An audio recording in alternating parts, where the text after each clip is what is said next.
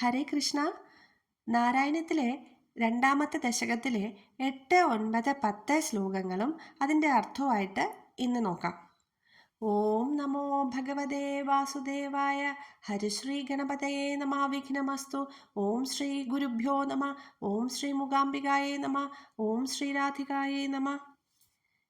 നിഷ്കാമം നിയതസ്വധർമ്മചരണം യത്കർമ്മയോഗാഭിധം തദ്ദൂരേത്യഫലം യദൗപനിഷദജ്ഞാനോപലഭ്യം പുനഃ തത്വവ്യക്തതയാ സുദുർഗമതരം ചിത്തസ്യ തസ്മാത് വിഭോ ത്വത്പ്രേമാത്മകഭക്തിരേവ സതതം സ്വാദീയസി ശ്രേയസി.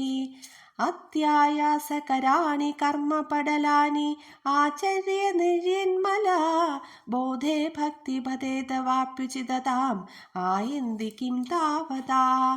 ക്ലിഷ്ട്വാ തർക്കപദേ പരം തവ വപുർബ്രഹ്മാഖ്യമന്യേ പുനഃ സിദ്ധാർദ്രത്വമൃതേ വിചിന്യ ബഹുഭിः സിദ്ധ്യന്തി ജന്മാന്തരൈ.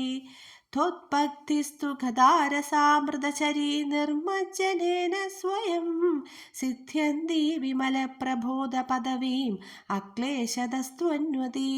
സദ്യസിദ്ധികരീ ജയത്യൈ വിഭോ സൈവാസ്തു മേ ത്വത്പദ പ്രേമ പ്രൗഢിരസാർദ്രതാദ്രുതതരം വാതാലയാധീശ്വര.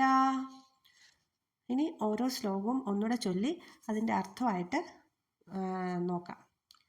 നിഷ്കാമം നിയതസ്വധർമ്മചരണം യത്കർമ്മയോഗാഭിധം തദ്ദൂരേത്യഫലം യഥൗപനിഷദജ്ഞാനോപലഭ്യം പുനഃ തത്വവ്യക്തതയാ സുദർഗമതരം ചിത്തസ്യ തസ്മാത് വിഭോ ത്വത്പ്രേമാത്മകഭക്തിരേവ സതതം സ്വാദീയസി ശ്രേയസി. 8ാമത്തെ ശ്ലോകത്തിൻ്റെ അർത്ഥം എന്ന് പറയുന്നത് കർമ്മയോഗത്തെക്കാളും ജ്ഞാനയോഗത്തെക്കാളും ഒരുപടി മുന്നിലാണ് ഭക്തിയോഗം എന്നാണ് ഭട്ടതിരിപ്പാട് ഈ ശ്ലോകത്തിലൂടെ പറയുന്നത്.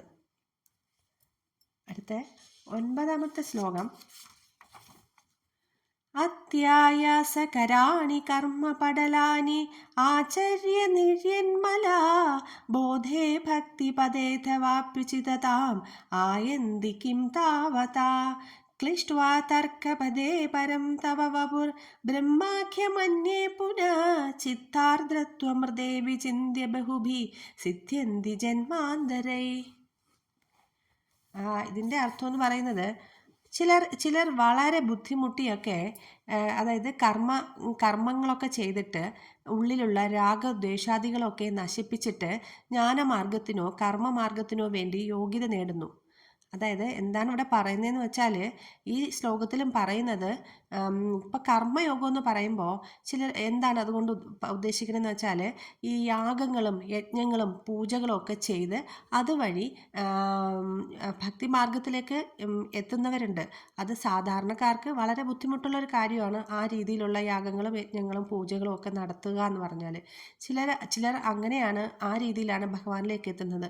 എന്നാൽ ജ്ഞാനയോഗം എന്ന് പറഞ്ഞാലോ മറ്റു ചിലരോ വേദങ്ങളും ഉപനിഷത്തുക്കളും അങ്ങനെയുള്ള അറിവൊക്കെ സമ്പാദിച്ച് അതുവഴി ഭഗവാനിലേക്ക് എത്താൻ ശ്രമിക്കുന്നു. എന്നാൽ ഏറ്റവും എളുപ്പമുള്ള മാർഗം ഏതാണെന്നോ? ഭക്തിമാർഗം തന്നെയാണ്.